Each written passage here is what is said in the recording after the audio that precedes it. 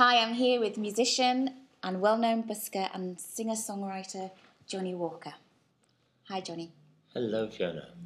How are you on this lovely, beautiful morning? On this lovely, beautiful morning, tired, but strangely energised by the prospect of talking to you.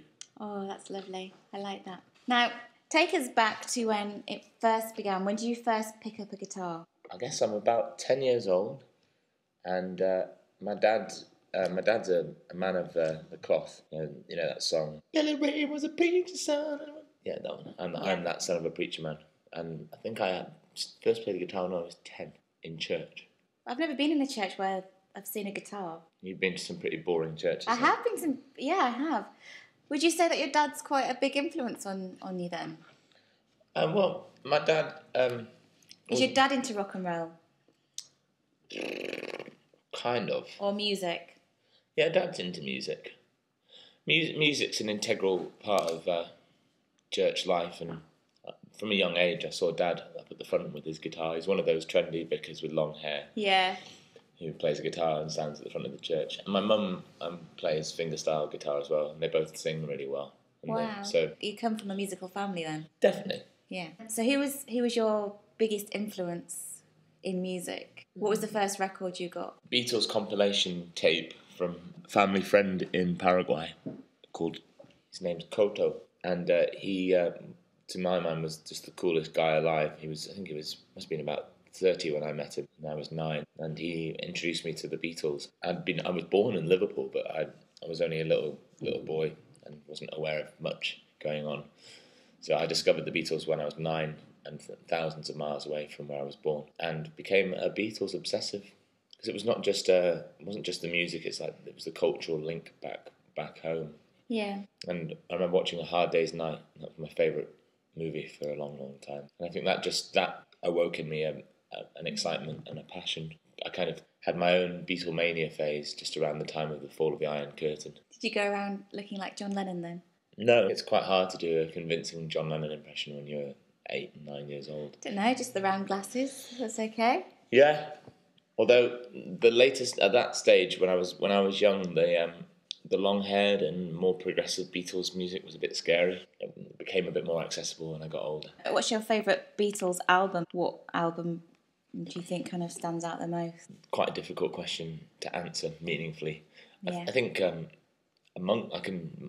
love stuff, and that nowadays I love what came after, kind of when they stopped touring and playing live after the whole issues they had in the Philippines, and with the John Lennon's "We're Bigger Than Jesus" comments, and when they became a studio band, and albums like Revolver, Sgt. Pepper, and the White Album, Abbey Road, they'd be my favourites, and I still listen to them all the time now. Again, I'm coming across as a very old man in this interview, but Leonard Cohen is one of my great heroes. He didn't do his first album till he was 34, and he's still packing out stadiums in his mid to late 70s. And I saw him play in Manchester, and it was more like I was brought up in the church family, more like a revival, a prophetic appearance than just a music gig, because he had a certain gravitas and weight that comes with age and experience. I was about to say, I suppose he's got more to say when he's older. He's had more experience, and so it makes for more interesting music. Yeah, but a lot of the songs that he performed when I saw him are not songs that he's written necessarily recently. His back catalogue, it's more of a presence, and he's an old stager. I think he's on the road because he was defrauded by his manager. Oh, really?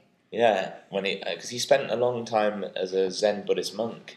In a monastery in California, and they gave him his own little music studio so he could carry on with his music. But he took vows, and while he was doing that, I think he was defrauded by his manager. That's horrible, isn't it? On one level, it's horrible, but on another level, he's put him back out on the road, and he's introduced him to a whole new generation of people. So yeah, true. Although people often kind of, when I say Leonard Cohen, they go, "Oh, music to slit your wrists," too, and I say, well, yeah, I like Radiohead, and I love the Smiths, and I don't find it. I think it's a bit facile, infantile to call it music to slit your wrist to. You're quite well known as a busker. and you Yeah. go to Liverpool, Norwich, Leeds, London. You've been doing it for quite a while now. Do you feel that that's helped you as a performer? Oh, definitely, undoubtedly. I think busking is a real apprenticeship. You're out there on the streets. It's rough, it's raw, it's ready. Cold. Can be cold, can be wet. You kind of have a chav with his hands inexplicably around his groinal area, shouting out some imperceptible, inarticulate abuse at you. But you also meet some of the loveliest people you'll ever meet. And I think it's been a great pleasure and a privilege to learn the craft of singing and playing the guitar in that way, and to grow up on various street corners watching.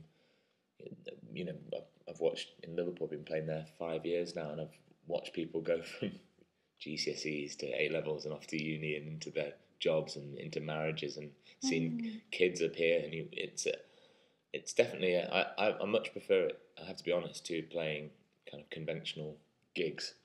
Yeah. I like the energy of being outside, and for me, being outside is my own little stadium gig. Do you think it takes a certain type of performer to busk on the streets, to play on the streets?